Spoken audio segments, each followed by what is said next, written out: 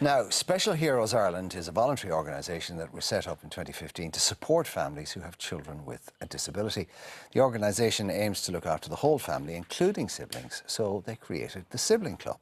The Siblings Club allows children with a disabled sibling a place to make friends with other children who have similar experiences, while also giving them a place to talk about their feelings. Let's hear from a few of the children involved in the club now.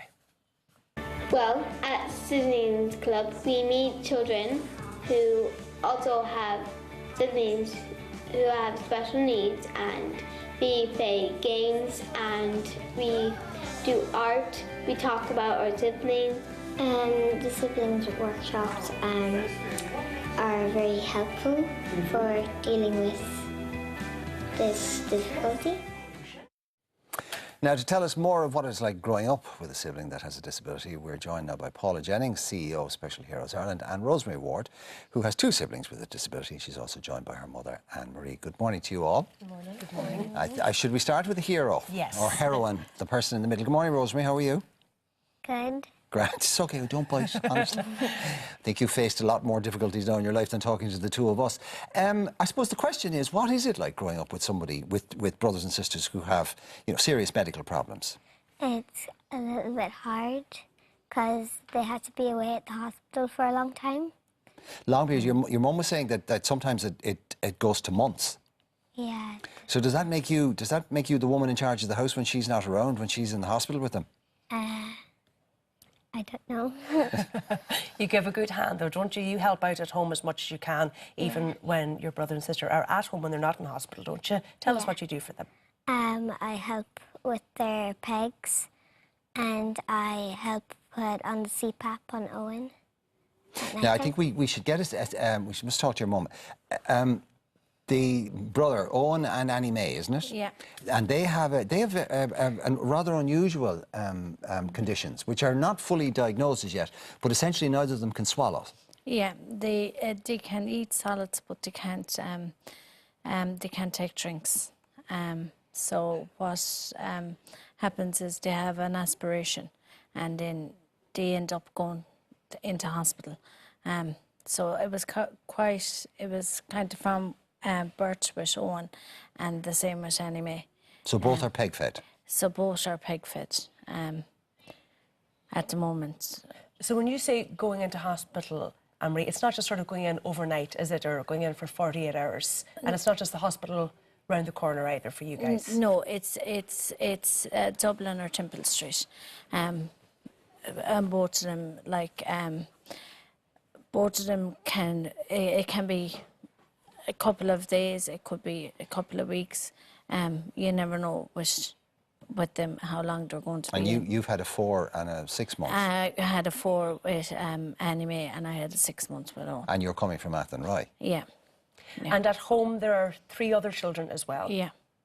So what must that be like then for you? We hear about mother's guilt all of the time, but I take it in your case it can be a bit more acute, being away from either Owen or Annie May, I presume, and the 3 other children as well, if one of them is sick and is in hospital. Yeah, it is. It is mother's guilt. You feel like, oh, I'm a bad mother because I've left the other 4 at home. And it's kind of like, oh, it's very hard, and especially when it starts running into a month or 2 and you're still gone, and you could be. They kind of give you a time that you could go home, but then it don't happen like that. Something else happens, or they get more sick, and then they have to wait in longer, and you're just kind of saying. And you're missing things at home. You're missing special days, and you're missing the routine and getting them sorted for school and all that sort of stuff. Actually, Rosemary, when you found out about the Siblings Club, did you know anybody else in your class or anybody else in your area who had a very sick brother or sister? No. So when you met these other boys and girls, did that, I don't know, I won't say make you feel better, but did it change things for you? Yeah, because finding out that other children have the same, are in the same situation. That you weren't the only one? Yeah. And did they have similar experiences and feelings about it to you? Yeah, they did. Like what? Like their brother or sister might be away for a long time, and then my brother or sister might be away for a long time in hospital, and they'd be missing them and I'd be missing my brother and sister as well. Did you miss your mum? Yeah. And then sometimes is it a bit difficult not to feel a bit angry with them that they're away all the time and that mommy has to go with them all the time? Yeah, kinda. Kinda.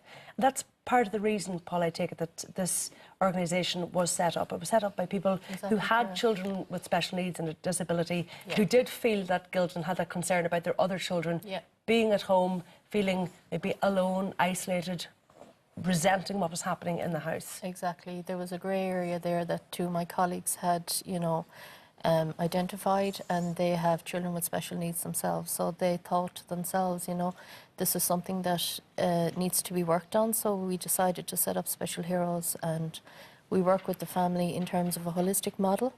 And what we do is we provide services, parental supports and workshops and family unit mechanisms for parents and guardians.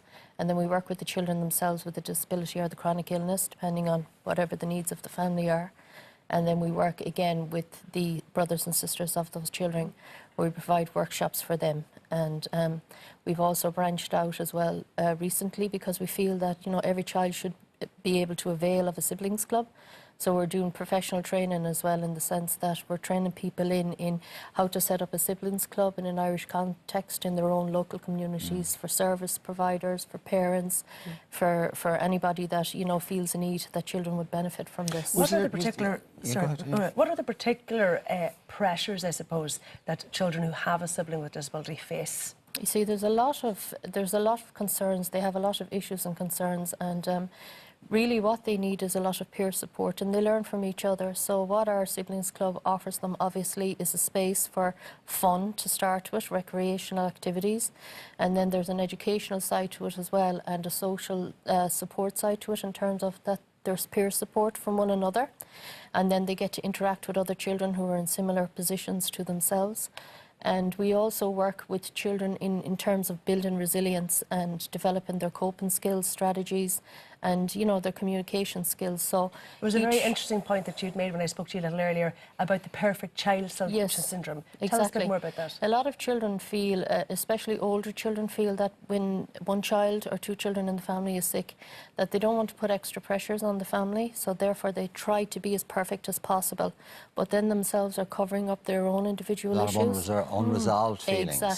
Exactly, yeah. So this is a space for these children to come together and relate to each other and bring up their own individual issues and concerns. Also, I'd imagine, I mean, it doesn't matter how brilliant the parents are at dealing with and coping with it. There's obviously something like that's very stressful in a family, and that transmits to children who are incredibly susceptible and perceptive about that sort of stuff.